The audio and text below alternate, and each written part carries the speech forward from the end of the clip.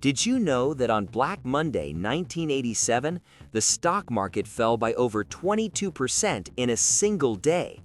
That collapse proved markets don't just dip, they nosedive. On the flip side, crypto bull runs have lasted more than 700 days straight, tricking investors into believing prices only go up. It's a world of extremes where crowd psychology dictates fortunes. Hi, Terrence here again to chronicle the ongoing financial misadventures of my best friend, Mark Somo. After the Elon Musk Doge disaster, you'd think he'd study or hire help. Nope, he doubled down on his own version of research, and that's where things went wrong again. So we'll follow Mark's journey through market trends step by step. Firstly, horns up versus claws down, understanding the true difference between bull and bear markets. Next, the zoo strategy, where Mark mistakes market sentiment for animal behavior.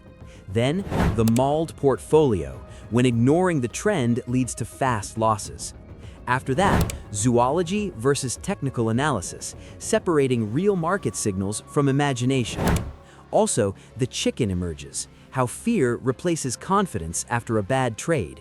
Finally, the real lesson, why trend analysis is a science, not a guessing game.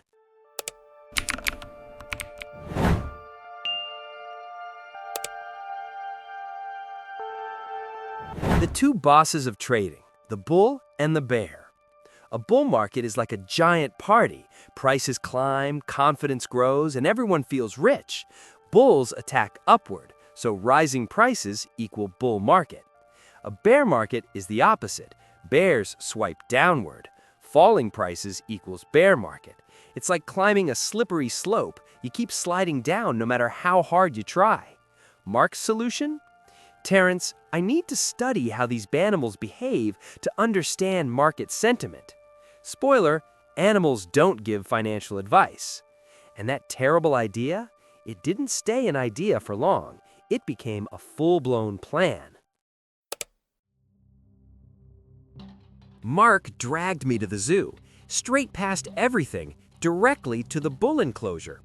He stared at it like it was a live chart. The bull snorted, stamped, and Mark whispered, "The market is charging." Then we reached the bear, a huge grizzly, fast asleep. "Look, Terrence, the bear is sleeping. That means the bear market is over. It's a calm market."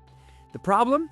A sleeping bear is still a bear, and eventually it wakes up. And when it did, Mark's portfolio was the first thing on the menu. Back home, Mark invested in honeypot coin, because in his words, bears like honey. At first, nothing happened. Then a slight move upward. See, the bull is waking up. But what he didn't see was the red trend line forming above the price. It wasn't recovery, it was distribution. Big players were quietly selling to weak hands like Mark. Then it dropped.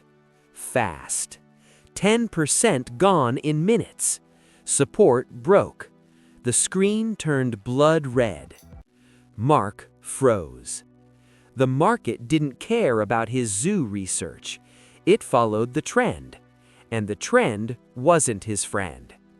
And that's when confusion set in, because what he saw in the zoo didn't match what the charts were showing. Mark stared at his phone, confused. But the bear was calm. Lesson: trend identification is not zoology. Markets move because of people, emotion, and money flow. Charts reflect reality, not hope. It's like checking the weather. You don't trust a drawing of the sun, you look outside. In trading, the outside is price action. Mark's mistakes. He saw low volatility as safety, mistook a dead cat bounce for recovery, ignored the bigger trend completely, all because he believed what he wanted to see. And once the reality hit, it didn't make him smarter, it made him scared. After the crash, Mark entered chicken mode. In trading, a chicken freezes. He deleted his trading apps, then reinstalled them 5 minutes later after seeing a guaranteed strategy tweet. He learned the hard way. Bulls get overconfident. Bears strike quietly. Chickens lose to fear. Mark even flipped a coin to decide trades. Heads, buy; tails, sell. It landed on its edge. He called it a neutral market. He made no trade and still felt like he lost. Then came the lowest point. He asked his parrot, "Should I buy?" The bird squawked, "No!" Mark listened. Moments later, the market rallied without him. Even his pet had better timing. And that's when it finally clicked. This wasn't about animals at all. It was about understanding the market itself. Episode 2 ends with Mark learning one painful truth. Zoos are for entertainment, not financial decisions. A bear market doesn't need to look dangerous. If the trend is down, it's down.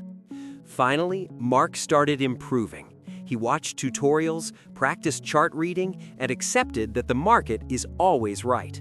Next episode, Mark becomes the Picasso of the charts, drawing patterns everywhere and convincing himself he's discovered the rare reverse flying dragon. Spoiler, it's just a smudge.